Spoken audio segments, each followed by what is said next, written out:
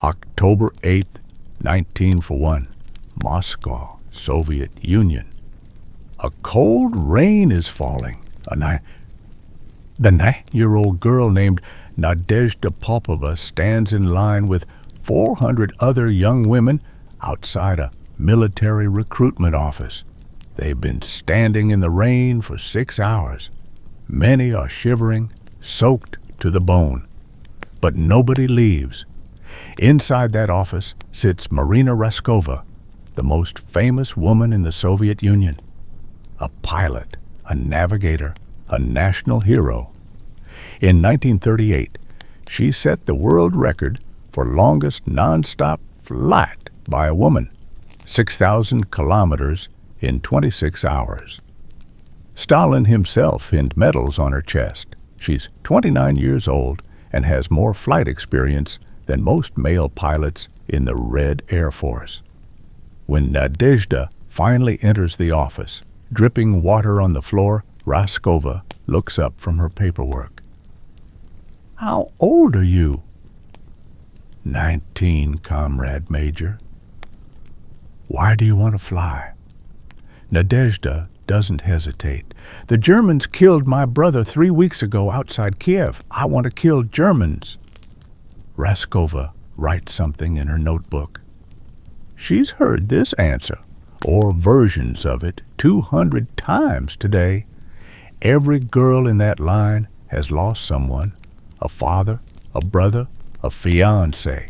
The Nazi invasion has been rolling across the Soviet Union for 4 months. 3 million Soviet soldiers are already dead or captured. Cities are burning.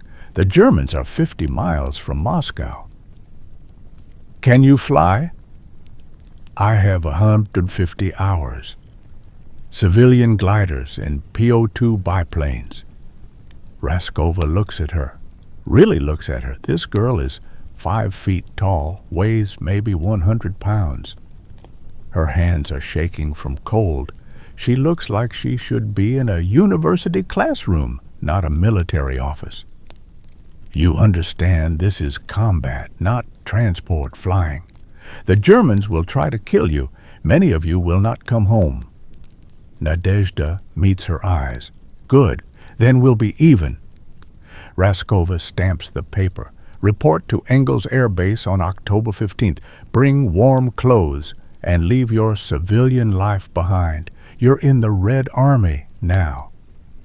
Nadezhda walks out into the rain, feeling like she's floating. She doesn't know that in 3 years she'll fly 82 combat missions. She doesn't know that the Germans will offer an Iron Cross to any pilot who shoots her down. She doesn't know that she'll become one of the most decorated women in Soviet military history. All she knows right now is that she has a chance to fight back. Outside the recruitment office, Nadezhda meets another girl from the line. Her name is Yevgenia Zhigolenko. She's 18, with bright eyes and a mischievous smile. "Did you get in?" Yevgenia asks. "Yes. You?" "Yes. Can you believe it? We're going to be pilots." They embrace like sisters, even though they just met. In 6 months, they'll be flying combat missions together. In 2 years, Yevgenia will save Nadezhda's life by shooting down a German fighter that's hunting her. In 3 years, Yevgenia will receive the Hero of the Soviet Union for now 8 combat missions. But right now, they're just 2 girls in the rain, excited and terrified and completely unprepared for what's coming. 6 weeks later, Engels Air Base, 900 kilometers southeast of Moscow. It's November 1941, and temperatures have dropped to minus 20 degrees Celsius. 400 young women, ages set to 26, have arrived from every corner of the Soviet Union. Factory workers, teachers, university students, even a few ballerinas. Among them is Lilia Litviak, a 9-year-old aviation instructor from Moscow. She has blonde hair, bright blue eyes, and 1,000 hours of flight time. She's cocky, confident, and doesn't hide it. There's also Katya Budanova, 21, quiet and serious, an aircraft mechanic who taught herself to fly. She's already logged 500 hours. And Yavedukia Bershanskaya, 28, the oldest of the group, a civilian flight instructor with 3,000 hours experience. Marina Raskova will make her the commander of the 508th Regiment. The male officers at the base don't know what to do with them. The Soviet military has never trained female combat pilots before. Nobody has. Women can be nurses, radio operators, even snipers, but pilots? Flying combat missions against the Luftwaffe, the male pilots at Engels make jokes. They call the girls Raskova's kindergarten. They take bets on how long before the experiment fails, and the women are sent home to factories. One male pilot, drunk at the officers' club, makes a toast to the girls who will be crying for their mothers in 2 weeks when they see what war is really like.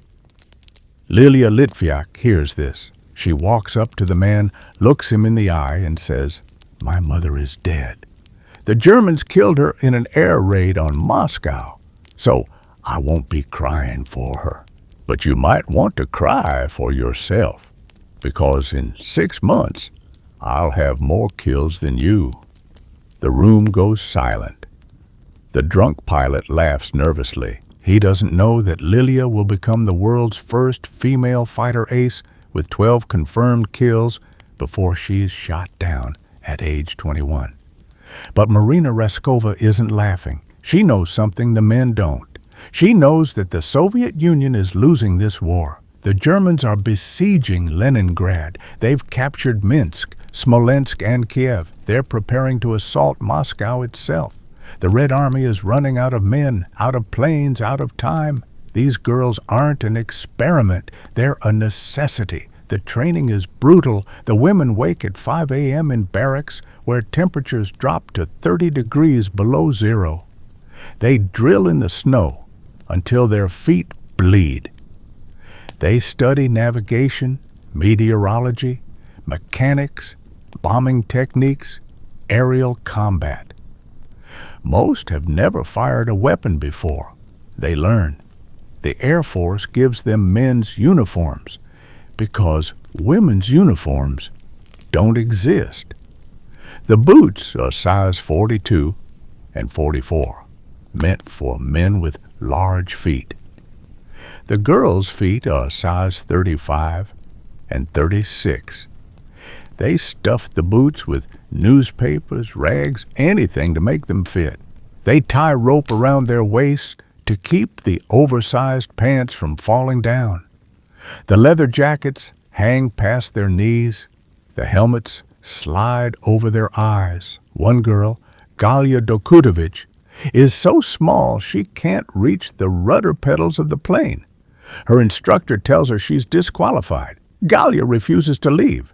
She creates wooden blocks, straps them to the pedals, and teaches herself to fly with improvised modifications. She'll fly 860 combat missions before the war ends. Lilia Litviak takes scissors and alters her uniform herself. She sews it to fit her body, adds small feminine touches. The officers yell at her for damaging military property. "If I'm going to die," she says, "I'll die looking like a woman, not a scarecrow." The training claims its first victim in December 1941. A 20-year-old navigator named Zoya crashes during a night training flight. The plane catches fire. She burns to death before anyone can reach her. The women hold a funeral in the snow. Many cry. This is the first time they truly understand they can die. Marina Raskova stands at Zoya's grave and says, "This is war. We will lose more, but we will not quit." Every mission we fly saves Soviet lives on the ground. Every bomb we drop weakens the Germans. Your friend did not die in vain. She died learning to fight, and we will continue her fight. By February 1942, they're ready. Sort of. 3 regiments have been formed. The 586th Fighter Regiment, flying Yak-1 fighters.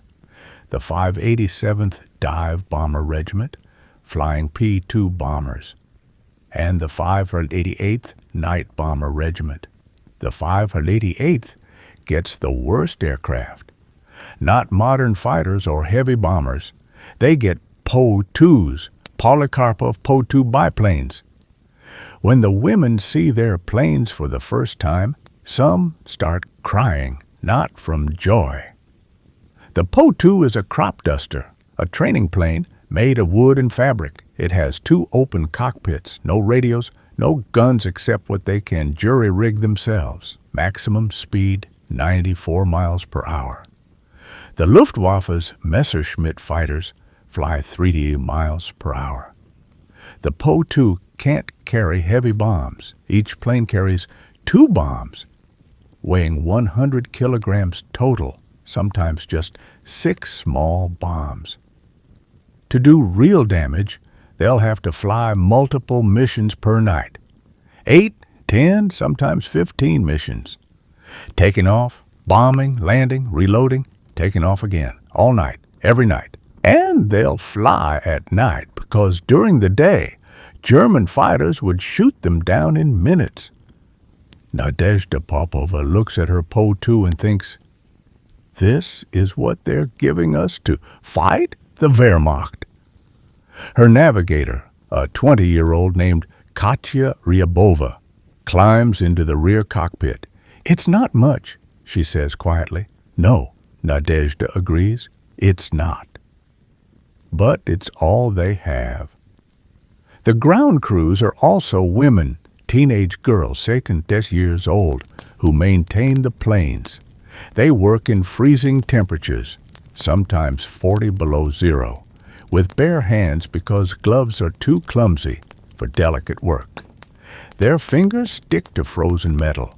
Their skin tears, but they keep working because if the planes don't fly, the pilots can't fight. One mechanic, 17-year-old Anya Yegorova, loses 2 fingers to frostbite. She refuses to be evacuated to hospital. She learns to work with 8 fingers instead of 10. She'll service aircraft for 3 years, through Stalingrad, through Kursk, all the way to Berlin, May 42. The 588th arrives at the front lines near the Black Sea. The German 6th Army is pushing towards Stalingrad. Soviet forces are in retreat. The women's first night mission is a disaster, not because they fail, but because nobody expects them to succeed. Nadezhda and Katya take off at midnight. Their target? A German forward supply depot miles behind enemy lines.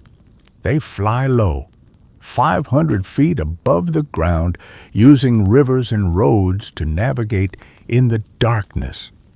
No lights, no radio, just maps, compasses, and instinct. When they reach the target, Nadezhda cuts the engine. This is their tactic. The Po-2's engine is loud, warns the Germans they're coming. So they cut it at the last moment and glide slantingly toward the target. The only sound is wind through the wooden wings, like a whisper, like a ghost. They drop their bombs, restart the engine, and turn for home. Behind them, explosions light up the night. German trucks burning, ammunition cooking off, soldiers screaming. When they land back at base, their male ground crew doesn't believe them. You actually did it? You bombed them? Yes. And they didn't shoot you down? They tried. They missed. That first night, the 500th flats, 240 missions. Not one plane is lost. The male pilots at the base stop making jokes. The Germans notice immediately. Suddenly, every night, tiny biplanes are appearing over their positions, dropping bombs, disappearing, coming back an hour later, and again, all night long, no rest, no sleep. The German soldiers are exhausted, paranoid, terrified. They can't see the planes coming. Just hear the wind through the wings right before the bombs hit. They start calling that sound the night witches. Nachtessen. The night witches. A German soldier named Hans Haller writes in his diary, "We simply couldn't grasp that the Soviet airmen that caused us the greatest trouble were in fact women. These women feared nothing. They come like phantoms in the night and drop their bombs, then vanish before we can respond." Another German officer makes a proposal. Any Luftwaffe pilot who shoots down a night witch will automatically receive the Iron Cross. That's the same award given for shooting down 20 Allied bombers. One Russian girl in a fabric biplane is worth 20 bombers. June 1942. The nights are short now, only 4 or 5 hours of darkness, but the 588th still flies. 12, 14, sometimes 16 missions per night. The pilots are exhausted beyond reason. Nadezhda develops a system with her navigator, Katya. They don't talk during missions. They communicate with hand signals, taps on the shoulder. Words waste energy they don't have. One night in late June, they fly their 12th mission. It's 3:30 a.m. The sun will rise in an hour. They should land, rest, but there's one more target, a German artillery position that's been shelling Soviet infantry all day. They take off again. Mission 13. Halfway to the target, searchlights catch them. 6 beams, white and blinding, converge on their little plane. Nadezhda can't see. The cockpit is flooded with light. Then the anti-aircraft guns open fire. Tracer rounds, red and yellow, streak past the wings. One bullet punches through the fabric next to Nadezhda's head. Another hits the wooden strut between the wings. The plane shudders. Katya taps her shoulder frantically. Turn back, abort. But Nadezhda doesn't turn back. She cuts the engine, goes into a steep dive, diving toward the darkness below the searchlights. The plane drops like a stone, 500 feet, 400, 300. At 200 feet, she pulls out of the dive, restarts the engine. They're below the searchlights now, flying at treetop level. The German gunners can't depress their weapons low enough to hit them. They reach the target, drop their bombs. 2 direct hits on the artillery position. When they land, the ground crew counts 42 bullet holes in the plane. 42. The fabric wings are shredded, the wooden frame is cracked, the tail is barely attached. The mechanic looks at Nadezhda. "You shouldn't be alive." "I know," Nadezhda says. Then she climbs into another plane and takes off for Mission 14. July 1942. The losses begin. On July 5th, Polina Makagan and her navigator Vera Bellick don't return from their 6th mission of the night. The next morning, Soviet infantry finds the wreckage, shot down by a German night fighter. Both girls burned to death in the cockpit.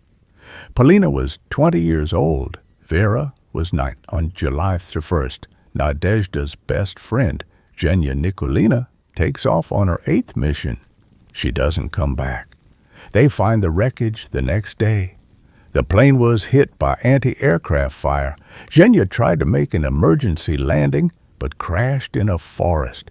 She and her navigator died on impact. Nadezhda doesn't cry. There's no time to cry. She flies 9 missions that night, 9 missions to honor Zhenya. The survivors develop rituals, superstitions. They never say goodbye before missions, only see you soon. They never use the word last because it's bad luck. If a girl dies, they donate her belongings to the others immediately because keeping dead girls' things brings misfortune. They're near 20, 21 years old.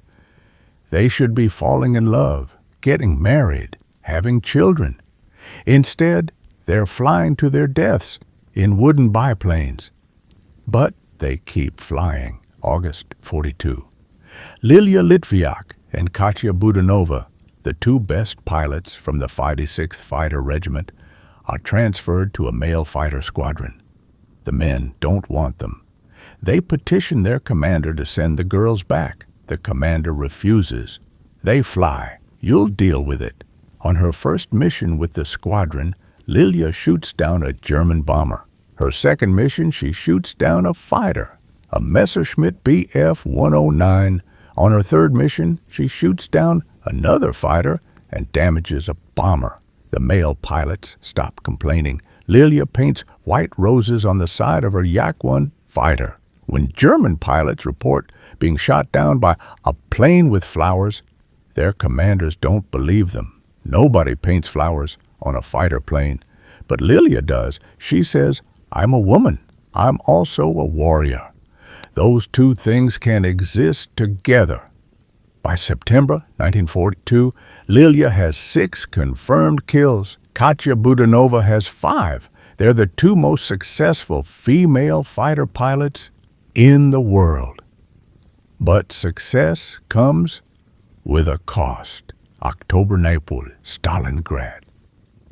The battle that will decide the war. The 588th is ordered to support Soviet ground forces defending the city. The Germans have pushed into Stalingrad itself.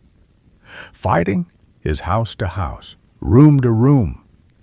The Volga River behind the city is the last line of defense. If Stalingrad falls, the road to Moscow is open.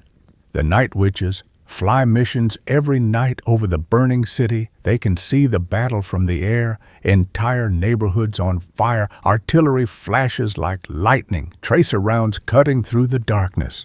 The Volga, reflecting orange flames, it's beautiful and terrible at the same time. One night in October, Nadezhda's plane takes 42 bullet holes from German anti-aircraft fire. The fabric wings are shredded, the wooden struts are cracked, oil is leaking from the engine. She can barely control the plane. Katya taps her shoulder. Land, emergency landing, now, but they're still 10 kilometers from base. German territory below them. If they crash here, they'll be captured. Or worse. Nadezhda coaxes the dying plane forward. 1 kilometer, 2, 5. The engine is smoking. The wings are flapping like wounded birds. At 8 kilometers, the engine catches fire. At 9 kilometers, the fire spreads to the cockpit. Nadezhda can feel heat on her legs. Her boots are starting to melt. At 9.5 kilometers, Katya screams, "Jump! Jump now!" But Nadezhda doesn't jump. They're too low. The parachutes won't open in time. At 9 kilometers and 800 meters, she sees the airfield. Just ahead, 200 meters, 100. She puts the burning plane down on the runway. It bounces, skids, slides sideways, and crashes into a hangar. Nadezhda and Katya scramble out seconds before the fuel tank explodes. The plane burns to ashes behind them. The ground crew stares at them, covered in soot and burns, hair singed, uniform smoking. "You're insane," the mechanic says. "I know," Nadezhda replies. "Get me another plane. I have 4 more missions tonight." She flies 18 missions that night. 18. The mechanics stop counting. By December, the tide turns. The Soviets encircle the German 6th Army at Stalingrad. The Night Witches bomb German positions, preventing reinforcements, cutting supply lines. The wooden biplanes the Germans mocked are now instruments of their destruction. In February 1943, the Germans surrender at Stalingrad. 81,000 German soldiers march into captivity. It's the turning point of the entire war. The Night Witches played a role in that victory, a small role, maybe. But they were there every night, never quit, never stopped. January 4th, 1943. A tragedy that shakes the entire Soviet aviation community. Marina Raskova, the woman who created the women's regiments, the hero who made this all possible, is killed in a plane crash. She's flying a P-2 bomber in bad weather. The plane hits a riverbank in poor visibility. Marina and her crew die instantly. She's 30 years old. Stalin orders a state funeral. Marina Raskova's ashes are buried in the Kremlin wall, an honor reserved for the greatest heroes of the Soviet Union. She's the first woman to receive this honor. The women pilots hear the news and feel like they've lost a mother. Nadezhda cries for the first time since the war started. Not for Zhenya, not for Polina or Vera, but for Marina, the woman who believed in them when nobody else did.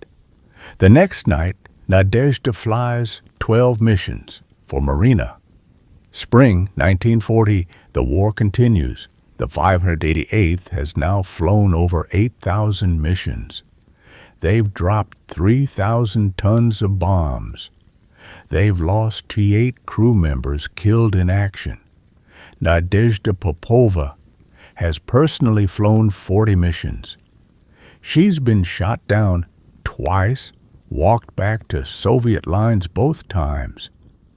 She has shrapnel scars on her legs, burns on her hands from fire. She's 21 years old and looks 40.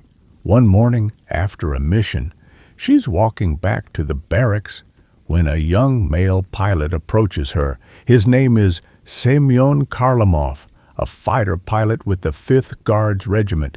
"You're Nadezhda Popova," he says. "Yes, I watched you land this morning. Your plane was on fire."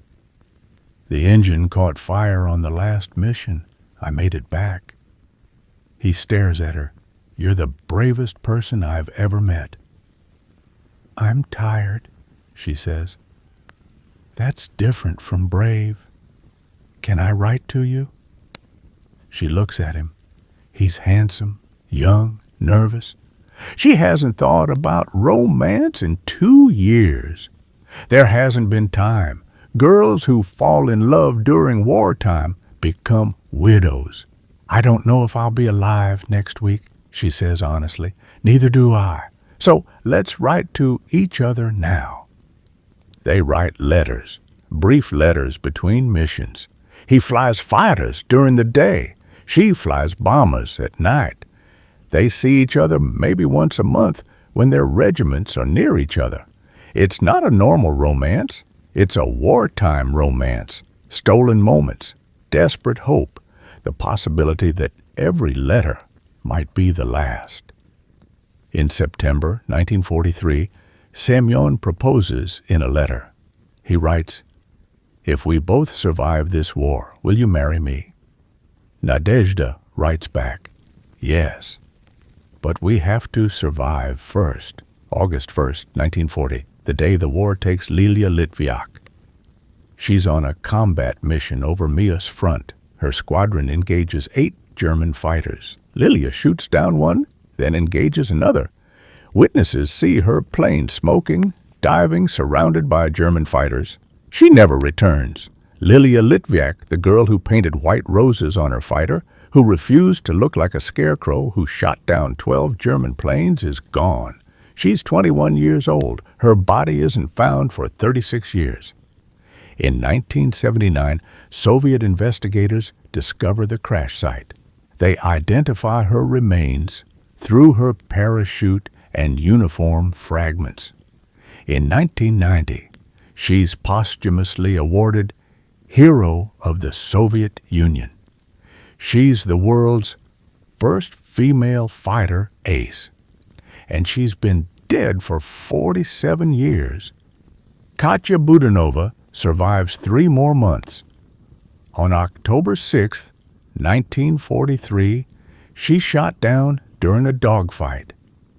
She's 2 years old with 11 confirmed kills, the 2 best female fighter pilots in history. Both dead before age 23, summer 1944. The Red Army is advancing. The Germans are retreating toward Poland. The war is moving west. The 588th follows the front. They're veterans now. The nervous girls who arrived at Engels in 1941 are gone. These are hardened warriors. They've flown over 18,000 missions. They know every trick, every tactic. They've developed new techniques. They fly in groups of 3, 2 planes as decoys, attracting searchlights and anti-aircraft fire, while the 3rd slips through in darkness to hit the target. Then they rotate. It's dangerous. It requires perfect coordination. But it works. The Germans have learned to fear them. Entire infantry divisions refuse to sleep at night when night witches are operating nearby. German soldiers write letters home describing the terror of hearing that wind whisper sound, knowing bombs are about to fall, unable to stop it. One German soldier writes, "They come at night like ghosts. You hear nothing until they're above you. Then the bombs fall and your world explodes. We call them witches. I think they might actually be witches. No human should be able to do what they do." By the time the war ends in May 1945, the 588th Night Bomber Regiment has flown 2036 into missions, 23,672. They've dropped over 23,000 tons of bombs. They've never missed a single night of combat operations, not one night in 3 years. 32 pilots and navigators were killed in action. That's a casualty rate of about 27%. High, terrible, but survivable compared to male bomber crews where losses often exceeded 50%. Why did they survive better? Because they flew low, because they were small targets, because they were fearless, because they flew missions the Luftwaffe considered beneath them until it was too late. 3 night witches received the Hero of the Soviet Union, the highest military honor. Nadezhda Popova received it for 852 combat missions. 852 times she flew into darkness and came back.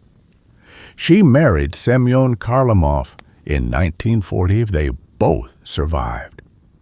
Against all odds, against all probability, they both made it through the war alive. They had children, grandchildren. They lived in Moscow.